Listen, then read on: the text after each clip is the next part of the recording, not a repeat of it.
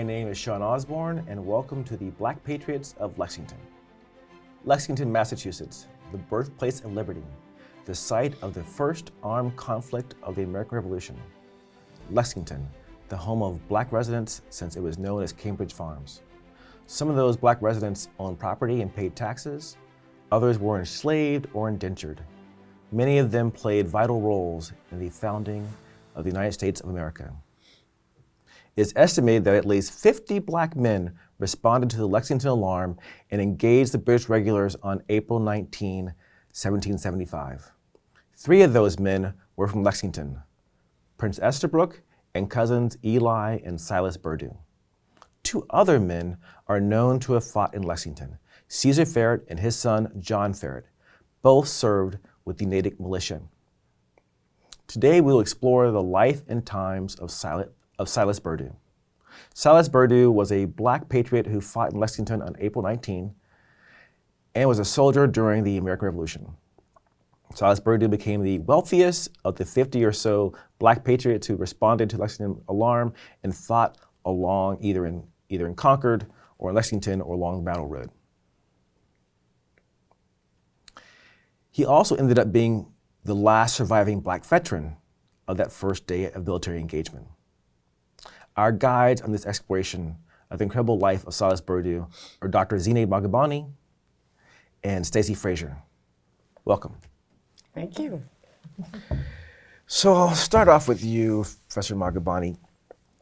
Just to give us a little background. So Silas Burdoo is one of several grandchildren of Anne and Philip Burdoo. And so his grandparents were freed. His parents were born free. He was born free, and that's in the 1750s. But let's go back to Philip and Anne. So Philip is thought to have been a native of Africa, and that he was enslaved somewhere in the Boston area. And by 1704, when he gets married to Anne Solomon, that they're both emancipated and they're married in Medford. Mm-hmm. Can you give us a sense of what's going on in Boston in the 1600s or Massachusetts in general in 1600s so that you would have free black folks like Philip and Anne? Sure. I mean, you can imagine that they may have arrived actually already enslaved on the African continent and haven't been bought and procured in a condition of enslavement. However, it was, at that very early time in the colony, it was not unusual for a landowner, farmer, etc., who acquired an enslaved person to not necessarily have it in their mind that that person would work for them for life. One of the obvious reasons being that to hold a slave for life was an extremely expensive proposition. That was one. So there, and also in the kind of situation that they inherited from England, that the architecture for the lifetime enslavement of a person actually kind of had to be built. It was not something that was prominent in England. So again, the mere sight of for the persons that he wound up working for, the mere fact that he had been born on the African continent, that perhaps even arrived enslaved, did not foreclose in that person's mind that they might someday become free. People became free in a variety of different ways. Sometimes they purchased their own freedom. Sometimes the person who was holding them in slavery was also falling on hard times and would look more favorably on being able to release the person from bondage. Family members, might help to buy someone out of freedom, or even when he joined the households, could have bargained for a term of service rather than enslavement for life, even upon getting off of whatever ship landed him on Boston shores. So he could have bargained as well. Right, before. So even could have, again, might have been enslaved on the African continent, but upon arriving in Boston, whoever he came to work for, it is possible even at that time, he negotiated around a different term of service. And then, according to Dr. Lorenzo Green in the Negro and Colonial New England, he states that until 1670, slave offspring in Massachusetts were regarded as free, and only after that date were they legally enslaved. So do you think it's possible that if Anne Solomon had been here earlier, that could have been her condition as well? Definitely. That's possible. So you talked about negotiating. Are there any negotiations that might happen at the end of your indentured nature as an enslaved Black person? You know, similar to Judge John Saffin of Boston had a contract with his slave Adam, so that in 1694 he would receive his freedom after 6 years of faithful service. 4 to 6 years, 6 to 10 years. What was the term? Yeah, I mean, generally 4 to 6, 6 to 10. Again, people, you could sometimes bargain for a shorter term of service. Also, if you did something your master didn't like as punishment, sometimes they added more years of service. I mean, length of time served was a crucial ingredient in the profit machine, I guess, for lack of a better word, right? Like, you have your fixed amount of land that you have to farm, and really to wring any profit out of it, it's all about how much labor you have on available, right? But of course, the labor itself costs you something. That in the sense that an indentured servant, it's not like working at Starbucks where you collect a wage, right? You actually are the responsibility of your master, even though you're also obviously rendering a service. So all of those are complicated calculus. And no labor, no farm, no harvest, you're finished as a farmer. And then on the other hand, for the indentured or enslaved Black person as a term, you also have in your head that you want to be able to be young enough to continue farming. Absolutely. So there is sort of this break point in negotiations where you're thinking, maybe this term is better and maybe I will try to be something special to get out of this sooner so that I can have a fruitful life on the other side of this. Exactly. And of course, that fruitful life hinged on getting a parcel of ground for yourself. So would that explain why in 1708, Richard Arnold of Providence stipulated that when he died, that his enslaved person, Toby, would be freed at the age of 25 and be given, quote, 2 suits, a good narrow axe, a broad hoe, and a scythe with tackling, fit for mowing, and 20 shillings in money. Okay, so you notice all the implements to farm. Crucial for success.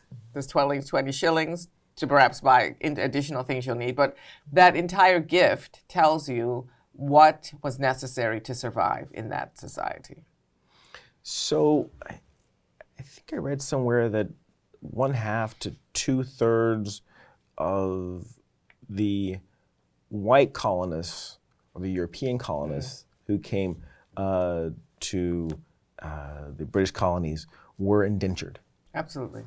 And so, as Stacey, as someone who studied Lexington history, is there a Monroe who would fit into that category as someone who came over? There is, Sean. Oh. William Monroe, the original, not proprietor of Monroe Tavern, that was his descendant, but William Monroe was actually a prisoner of war from the English Civil War and was brought as an indentured person to Massachusetts in the 1600s, and eventually was able to work through his term of service and eventually purchase his own land, as we were saying, sort of the goal of, and establish his family in Lexington. So I like that commonality. Everybody's coming to Lexington. So, as Cambridge Farms. There's land. Right. So, that's what we're saying. And that's the part, right? So there's land, right? So that's both whether you're Monroe or you're the Burdoos, you're coming to Cambridge Farms because it's available and it's cheap compared to other places. Okay. Yeah. So one of the things that I found interesting about the Burdoos is they are included in the history of Lexington, written by, what's his name again? Charles Hudson. Charles Hudson, yes. So in Charles Hudson's history of Lexington, when we look at that for the Burdoo family, he says of the Burdoos that they were a respected family, and that Anne ends up joining the church. So what was the role of the church at that time period? I mean, in some ways, it's, the role of the church in many time periods, which is to kind of expand and to sort of set a moral tone for a town and kind of include not always everyone, but as many people as possible. Usually, as we know, the Burdoo family and many other free Black and enslaved Black families in Lexington were baptized by either Reverend John Hancock, the grandfather of later Governor John Hancock, or Reverend Jonas Clark, who was a very fiery minister around the time of the Revolution and really sort of interested in thoughts of liberty and what that entailed. And so the church is kind of an institution that in some ways folds in everyone in town and is kind of considered perhaps part of that respectability. If you've been baptized in the church, you're kind of part of the fold in some ways. Great. And so she joins the church, and there are 5 or 6, depending on, he says at least 5. We have Philip Jr., who's baptized, and then after that we have Eunice, the daughter, and then she dies young. Then second son, Moses, third son, Aaron, and then we have the second daughter, Phineas. So 5 or 6, is that about the average that we're seeing in the colonial families at that time? Doctor? Yeah. I mean, again, the family is the unit of production. So more children, more hands, better chance of survival. And then the idea of making sure that they are baptized, right? Can you talk a little bit about that community they're trying to build within Lexington, Professor? Sure. Well, of course, I mean, given what people thought at the time, if you weren't baptized, they sincerely worried about your soul. So, and again, at this period of time, religion is playing a very different role than it's going to play at the height of King Cotton, in the 1850s, 1860s, or when, England, France, and other places go to colonize Africa. In the latter 2 instances, religion is going to be used to justify denying people rights shared by everybody else. So again, 1850, Cotton Kingdom, it's after 1776, so you live in a land where its founding document says all men are created equal. You need some sort of justifying ideology to hold some people in bondage, and religion provides a handy ideology. Cursed by God, sons of Ham, and all that. Okay? So religion in that is to exclude. Similarly, colonial Africa, bringing Christianity, civilization, and commerce. So you lack Christianity, we can take your land from you. But in this particular instance, this early in history, religion serves a very different role. Rather than as an ideology to push people out, it actually is a signal of welcoming in. I mean, the English didn't, for example, start out as huge slave traders. In fact, they said England was too pure an air for a slave to breathe. So, along with their theological doctrine, not only did you not enslave people, particularly Christians didn't enslave other Christians. So, religion was really pushing towards one, against enslavement, and also, again, we're saving more souls. It's our Christian duty. So once you were baptized, it was a real marker of belonging in the community, right? You could be married in the church, you'd be buried in the church. The church was the main place where people got alms and help when they fell on hard times. So you could become kind of eligible to also help, right? You give to the communal pot, but when you are distressed, it's also a place that can help you. So being baptized is such an important marker of inclusion. And you can see people baptize all their children. And so, Stacey, we see that there's no record of Philip joining the church, but we do know that as is stated here, that the family took their citizenship responsibilities seriously. So he, as was mandatory, participated in town meeting. So do you have any records of what he may or may not have done at town meeting? I don't think we have any records, or I haven't seen any, but I think it's interesting to consider that, as you pointed out. It's not, there are two institutions that are kind of part of the community. The idea of the church as sort of the religious institution, but also a site for the meeting house being a site for meetings like that, sort of the more governmental functions. So the fact that he participated in town meeting is sort of another indication of that, community building, that sort of participation in the community that he was living in and that his family, he was raising his family in. And so that was, part of the requirements. I was thinking about the story we discussed before about the road that he had, that it came up during town meeting discussions that, I'm sorry, I had a road going through my property. I thought it was private. It was public. Mine. If that was mine, Right. I'll pay the fine. And he wasn't alone. There were several others who were doing that. They were.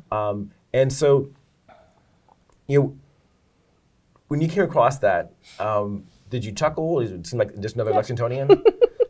I mean, yeah, to some degree, that sort of impulse of, is this really my land, or is this something that, I can kind of include in my land and no one will notice, sort of fudging it. I think it's a very human impulse of kind of, wanting to, he already, had a fairly substantial amount of land, but the idea that, he's certainly not alone in sort of making these decisions about, well, where can I put the fence in order to kind of, borrow a little bit of the road, or, a little bit of sort of the town land, is a very sort of human and normal, I feel like, kind of property owner approach to that. So it felt like a moment where, it was very clear he was very much in accord with his neighbors, with the kind of things that might happen to, with anyone at that time.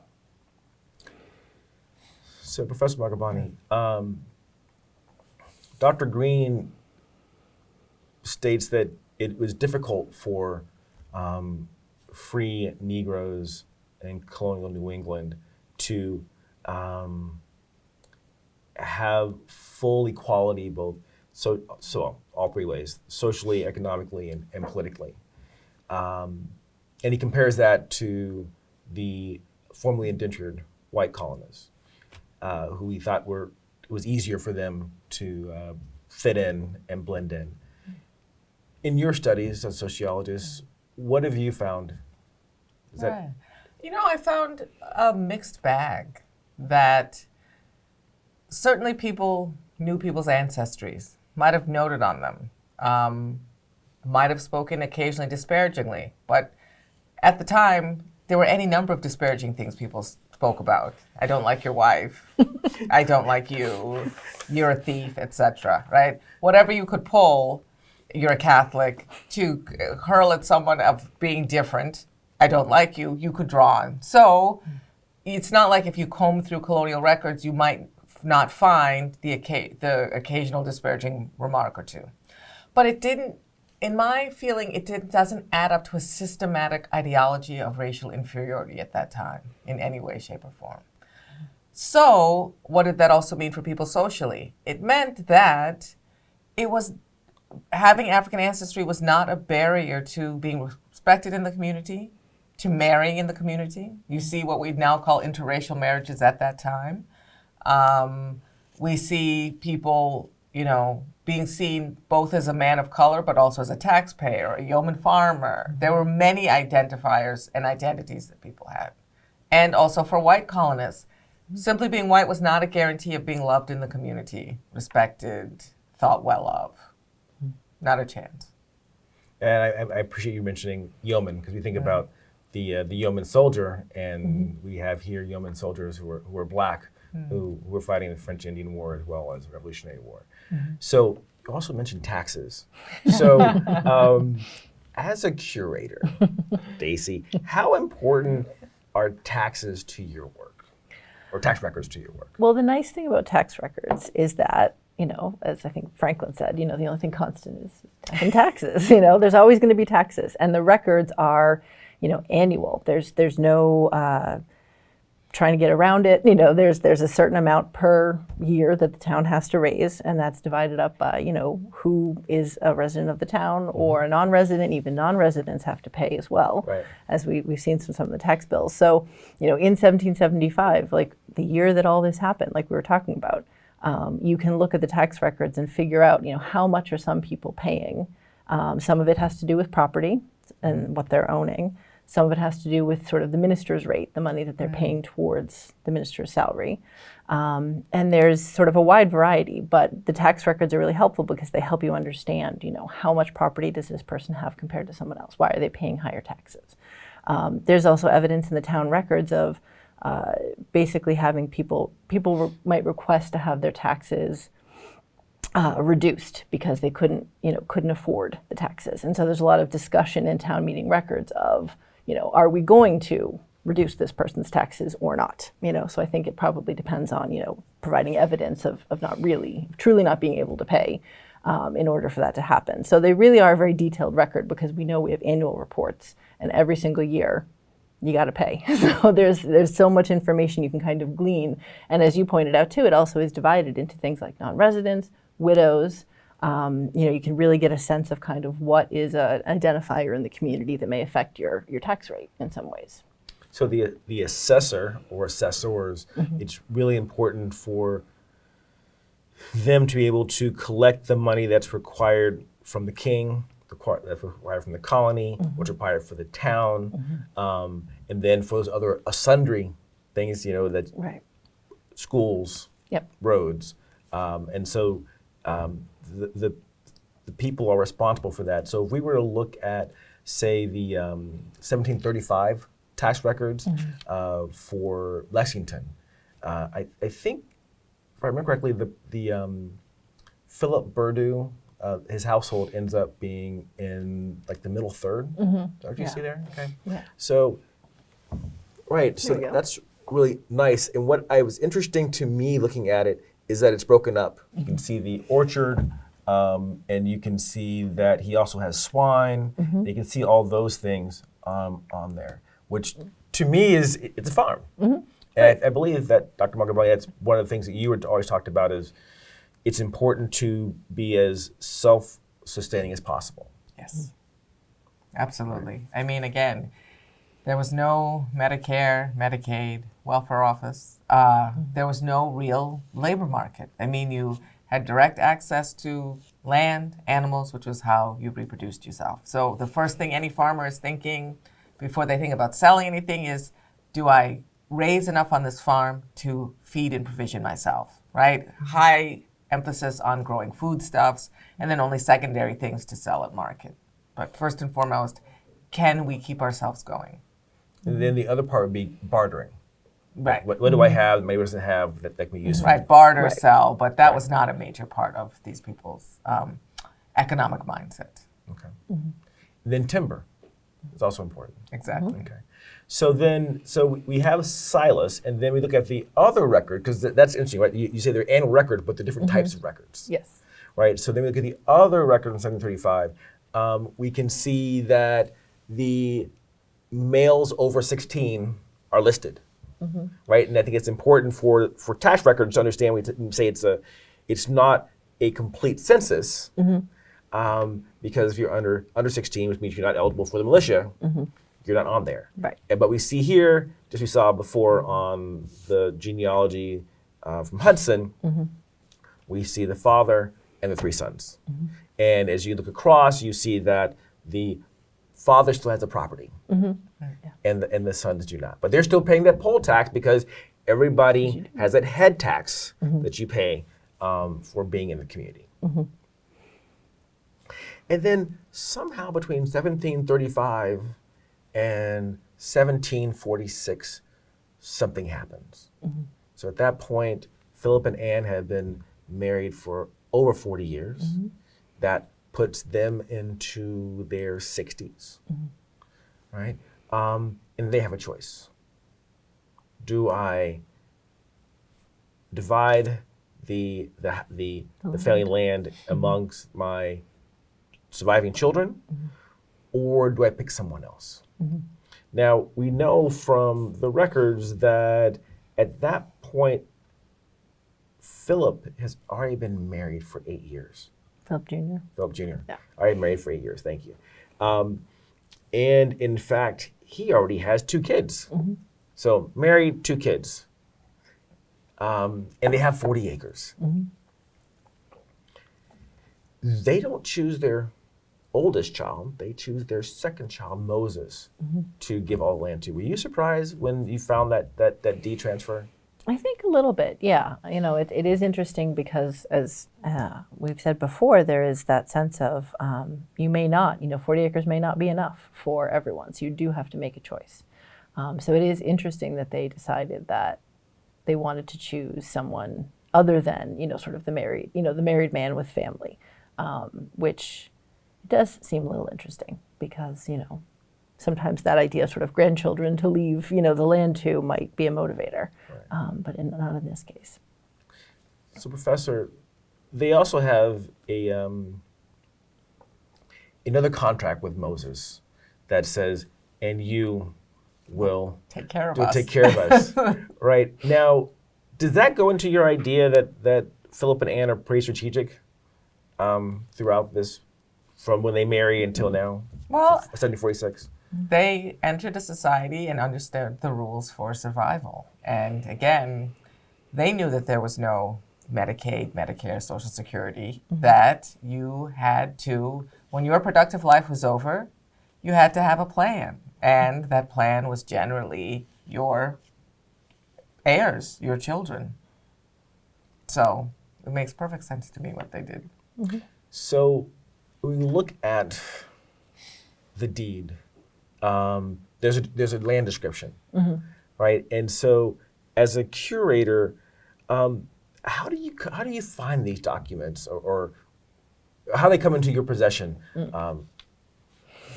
It really depends. In some communities, we are very lucky in Lexington. A lot of these tax records and things that were sort of official documents, they have to be kept. And so they are kept, and luckily they're digitized, so we have the ability to kind of go through and search, and there's transcriptions, which are fabulous. But some things are really just chance. It's you may or may not have that access to that document. I know you spoke about Eli Burdoo, Silas's cousin, and his indenture agreement, for example, was not in sort of official archives or something like that. It was privately held. So there's this idea that some of these documents, even if they are sort of an official deed, there may not be that copy. But we do have the access to things like tax records and sort of the registry of deeds to find some of this information, which, if it's a land transaction that happened, it's recorded. So there's often some way to find, for something like that. And what I appreciate when trying to build the community is that you have these descriptions. They describe that the 40 acres that are being sold from from Philip and Anne to Moses, one mansion house, 40 acres of land, more or less. That he will get the wood timber, the stones, the trees, the fences. And that he will have all the other profits, privileges, and conveniences, right? So they're describing all of that there. And then they describe their neighbors. And so you can sort of you may not be able to find their house anymore, but now you can get a little place of where are they. And so that's how we know on the map of the bicentennial where the Burdoo household was. And we also have from the description from Hudson, that was across the street from the Simon's Tavern of what is now Bedford Street. So all these things tied in together. But what struck me was that Anne is listed and she signs it. Philip has an X, see here, and Anne has an A. Yeah. So she's semi-literate. Yeah. And so, as a sociologist, what's your take on having Anne as part of this contract, as a woman who's not part of the tax records, right?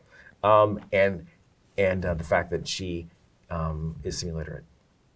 Right. I mean, again, they had clearly learned the rules of their society, which is one, you never know who's going to die first. So you want the name of the wife because, say, he dies, and then somebody swoops in and says, it's not yours, it's mine, a grabby brother, etc. So they knew that we don't know who's going to predecease whom. And again, your name is signed, it's yours. Again, all that description. It's before you have fancy surveyors and etc. There's always going to be somebody trying to push it or make a claim. So now it's described. It was across from there. It went down to this tree and it ended there. An idea of how large it was. All of that is written with the idea of, is anybody going to, are we ever going to have to prove it? And also, if you ever have to subdivide it to sell it as Moses has later on, you now know what you can sell. Exactly. Right. Because it's been described. Yeah. So, before we leave Moses, what I found interesting about him is that he fought in the French Indian War. And there's another person who, of that 50 or so of black soldiers who respond on April 19, a David Lamson of Cambridge, who is 35 in 1775, and previously he had fought in the French Indian War. He's a baby. Yeah, he must have been young. Yeah, he was over 16. Oh, yeah, exactly. Like Moses, he was free, right? And so there again, as we think about our history as the United States of America, we have these the details that sociologists and curators have access to that allow us to have a fuller story. And so our generalities and assumptions about who did or didn't fight. And so here we have someone who was an active participant on the first day who also was a veteran of a previous conflict. And he's from Cambridge. So again, we don't think of Cambridge as necessarily having that.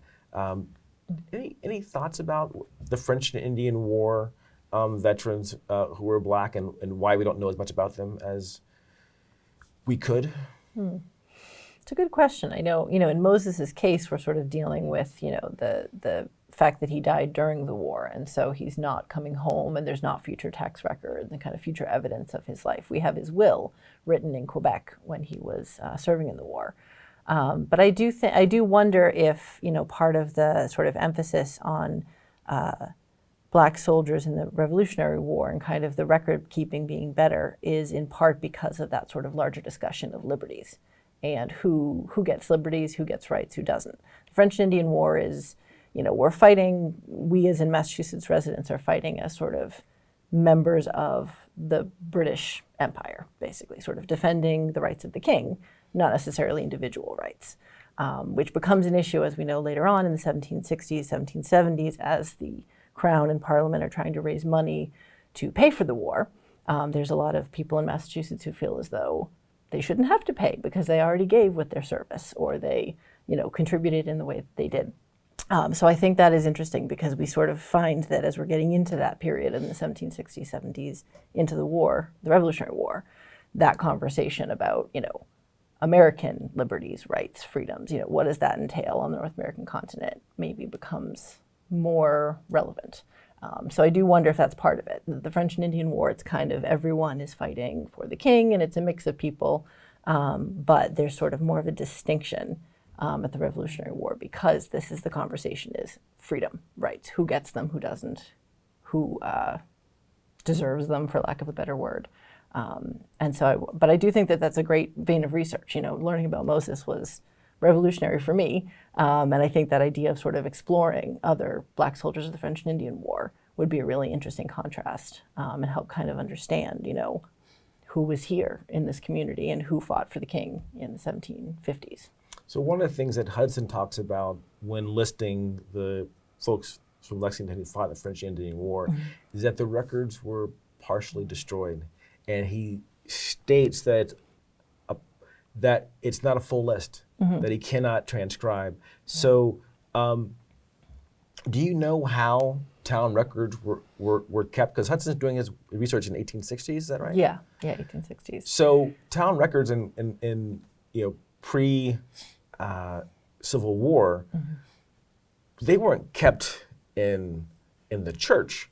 Were they kept in the clerk's house or different places around town? Probably, yeah, until you really sort of have the establishment of kind of, the town hall, the town offices, things like that, which is later on, probably the beginning of the 20th century. We were really sort of getting that, but, earlier on into the 1800s as well. They are not as organized, probably, certainly not digitized like we are lucky enough to have now. And so I think that probably is a big part of it, is that he's, going and doing this research, but there may be records of the French and Indian War soldiers that are in Boston or that, or somewhere else that it's harder for him to access. And so the ability to do sort of primary research on the Revolutionary War soldiers when it's a more recent conflict, it's 20 years difference, but sometimes that can make a big difference in record keeping and what gets retained. And like you said, in some cases, things are destroyed sort of en masse, and so you're kind of stuck. So I think, that's something that we encounter now too. Still, the French and Indian War records haven't materialized. They're still hard to get to and to come by. So I think that I also think, like I said before, the contrast of the French and Indian War felt very much like Massachusetts residents who were citizens of Great Britain fighting sort of as part of this larger conflict, where the Revolutionary War becomes more of a question of independence and kind of creating a new country. And so I feel like the records for that war in some ways are much more carefully kept and preserved because of that sense of like founding, of our country, sort of importance of that history, basically. And I've been talking to some reenactors, and when you leave the two poles of Concord and Lexington, and you go to those other communities who were smaller, are still smaller, so their veterans are held in higher esteem because they are a larger percentage. So you go, say, to the South Shore, and the name escapes me, but there's a gentleman who was enslaved during the French-Indian War, goes to battle and uses the fog of war to emancipate. And then along comes the runaway slave ads, and he's not successful, and he's brought back. And that's known because he is still enslaved for the Revolutionary War, and he and his son fight. And then they're emancipated after. So there is that discussion still, because there's freedom-seeking Black folks as soon as they are not given a contract. I don't have 5 years. How do I leave now then? Right. And then you have Brasilia Loof, who's later from Dracut. He and his father were both free and were fifers and soldiers in the French Indian War. And when you dig into them, some folks say that he is Cape Verdean. So now we have this other aspect of who are the Black folks who were in the colonies? Where are they coming from? So when you do your research on this time period, Professor, where are you seeing from Africa and the Caribbean, the Black folks are coming from into the Massachusetts colony? I mean, there are many different routes. So they might have come directly from either the west coast of Africa, because Boston becomes, at some point, Boston, Providence become major outfitters of slave ships. So they could have come from West Africa, Angola, or they could have come via the Caribbean as well. They could have been there because there was a trade they called the so-called Africans for Indians trade, where Native Americans who were prisoners of war or had gone down to defeat were sold into the Caribbean as enslaved persons, and enslaved persons were brought here in exchange. Strategic on the point of view of masters, it's always easier to control people that are not on their home turf. So it was, again, you're removing Native Americans who, albeit defeated, had communities, allies, places to escape, etc. Here you're selling someone off to a totally different place, much more controllable. Same thing for the people that were imported in. So that also is a possibility. They could have come through there. Or Cape Verde also was a refueling station on the triangle trade route. So they also could have come from there as well. It's quite possible. So you mentioned Angola. You did not mention the Gold Coast and the Akan people, and I noticed that there's a Cuff Whitmore from Cambridge and Cuffy. So the Gold Coast and how there are a lot of Akan day names that I come across in Massachusetts history. Do you have a sense of where?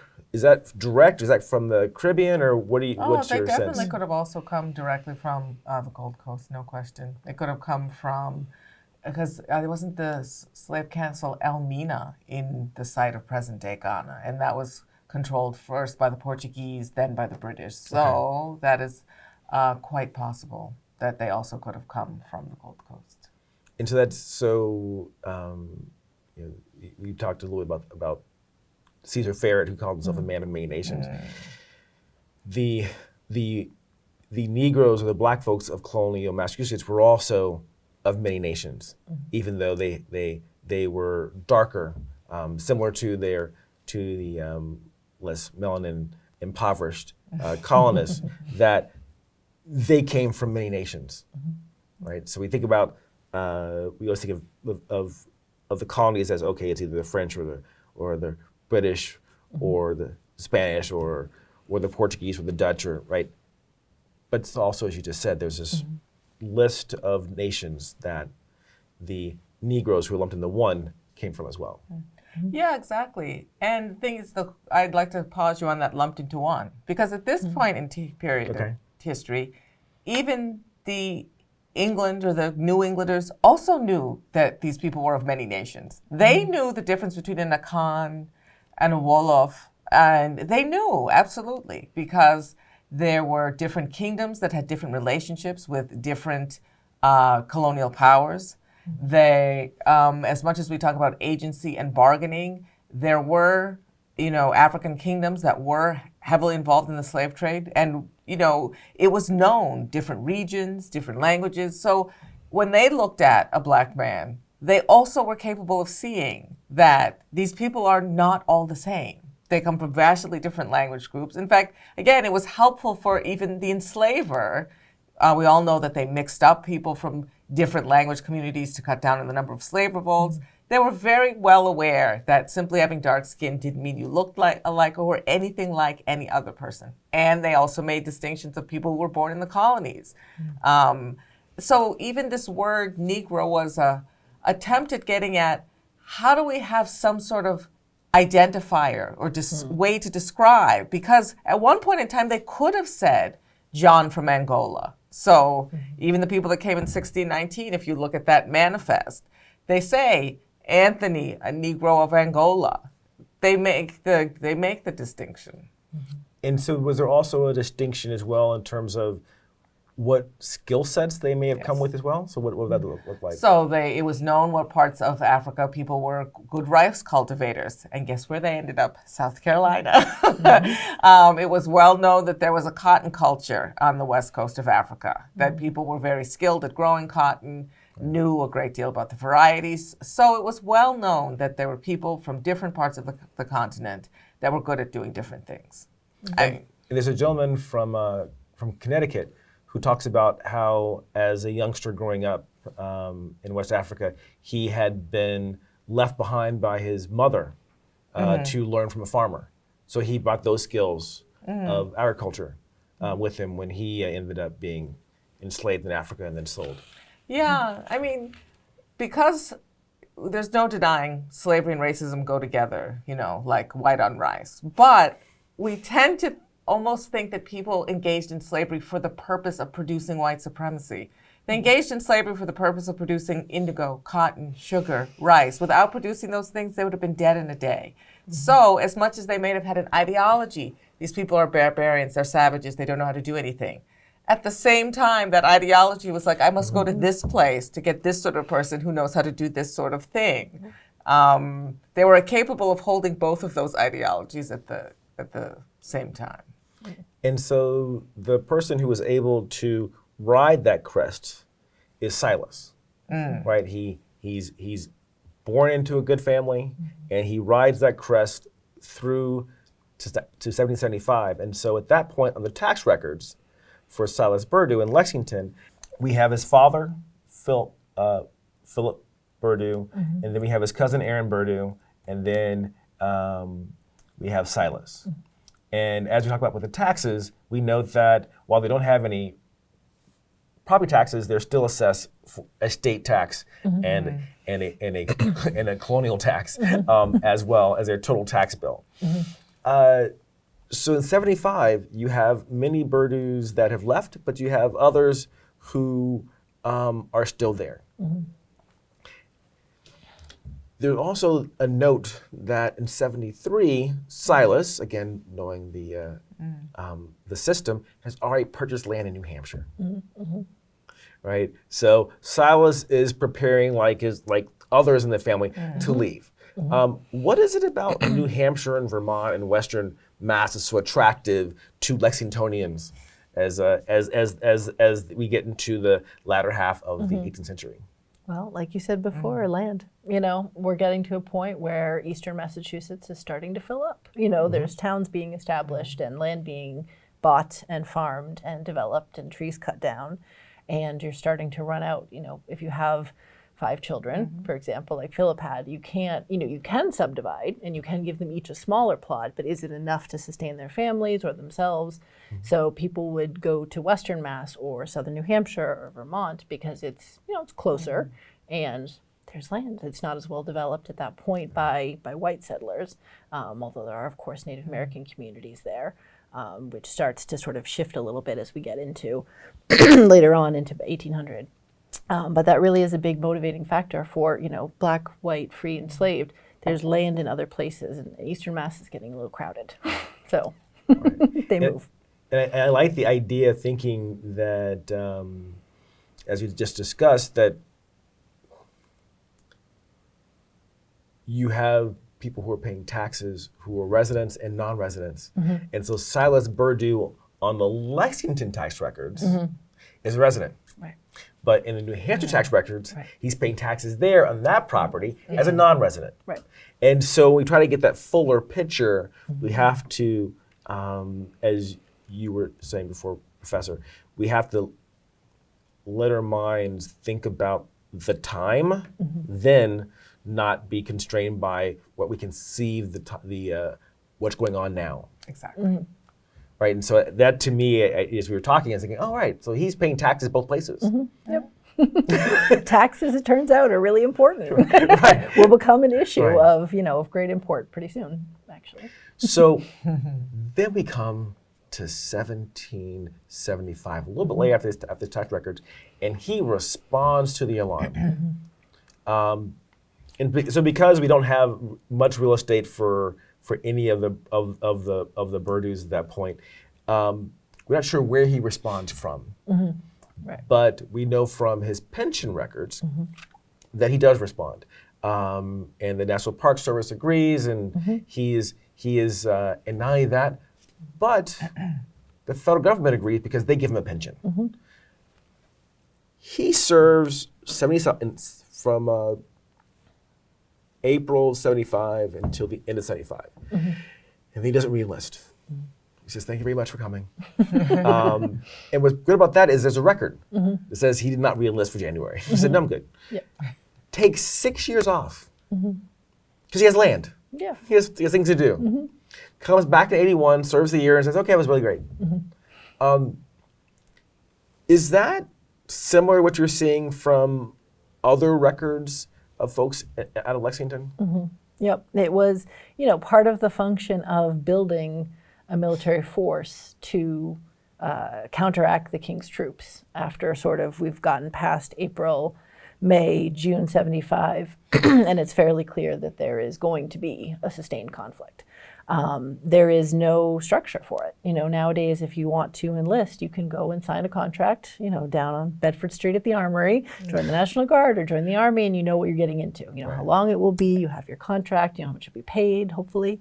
But in those days, we didn't have that structure yet. So people are enlisting for terms based on military campaigns.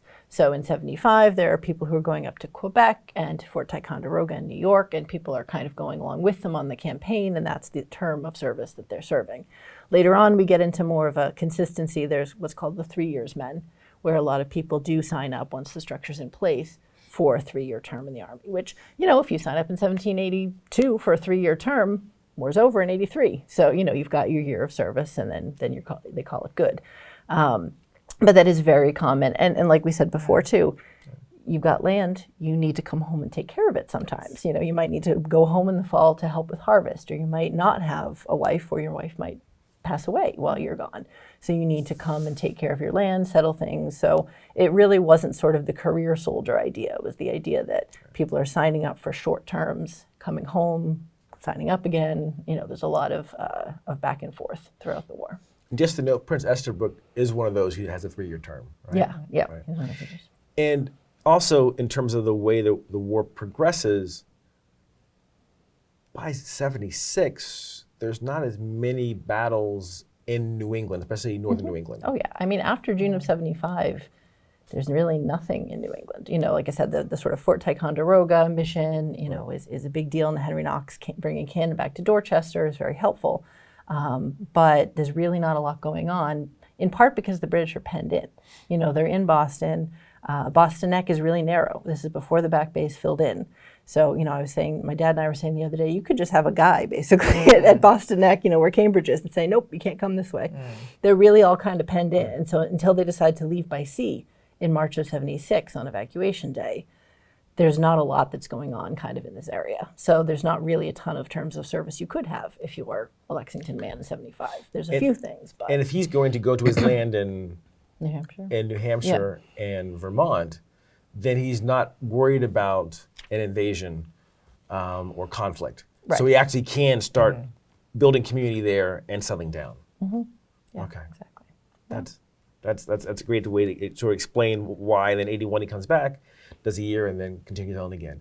And what I love about his pension papers, which are here, is that he is in his 80s when he applies. Yes. Right? And it's 2 years after Congress says we're going to have a pension, and he says, I'm there for you. Yes. And he applies, and all these people in the town sign on, saying it's great. That goes back to the whole idea of building community that you've been talking about. Right, exactly. You're always thinking, who is going to have a memory that corroborates what I've said, right? Yes, indeed, he was promised that length of term, or she promised him that thing. You always want to have that corroboration. And again, the community the surplus, right? That's what all those taxes are. It's the surplus. You pay the minister, but you have whatever pot of money of whatever is held communally. And again, he sees the pension, what you're promised for having served. And one of the things you're thinking about, again, part of being a community is when anything that sort of thing is available, you have to prove that you were a member in order to get it. So I think the pension is just the perfect. So he's been there for 40 years, and he has built a community. His cousin is there as well. Aaron is there. A few years later, Aaron's son Silas will enlist with the 54th. So they have really built a firm foundation in that part of Vermont. When you think about, for both of you, when you think about the grave sites for learning more about American history, I'll go from my left to the right. So what do you, as sociologists, what do you look for in a grave site? Because we have this great grave site for Silas in Vermont with Silas and his 2 wives and other members of the Burdoo family that are still available for people to visit. Right. I mean, obviously, who are the family members born, died? You get a sense of how many there were, any children lost, second and third wives, all very, very important.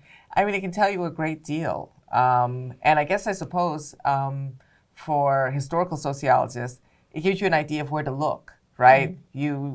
born this year, Right. this child this age, then it leads you, is there a baptismal record? Or born this year, at this age, they would have reached this. This is when I'm going to go poking around, see, did they pay taxes?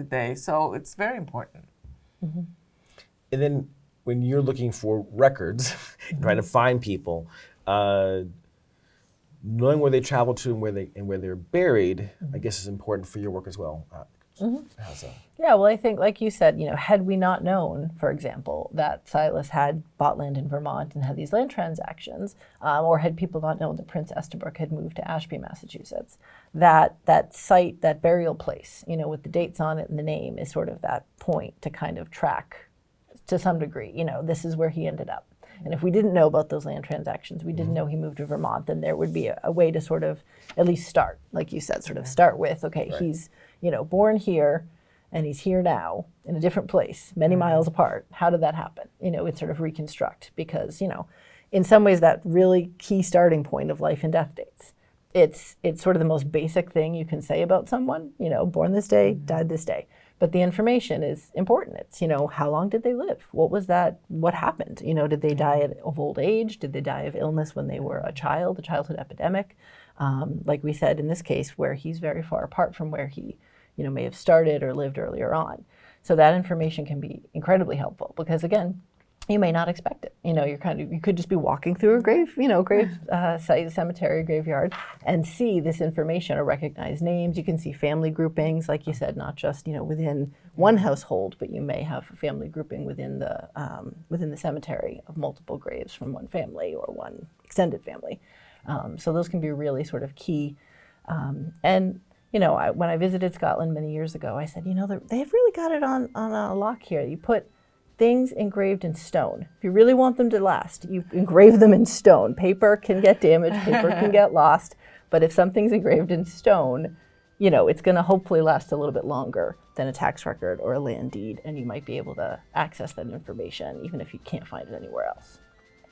And so that's the beauty of Silas Burdoo having his large headstones, which tells you that he was a man of means, as opposed to the smaller ones. Yep.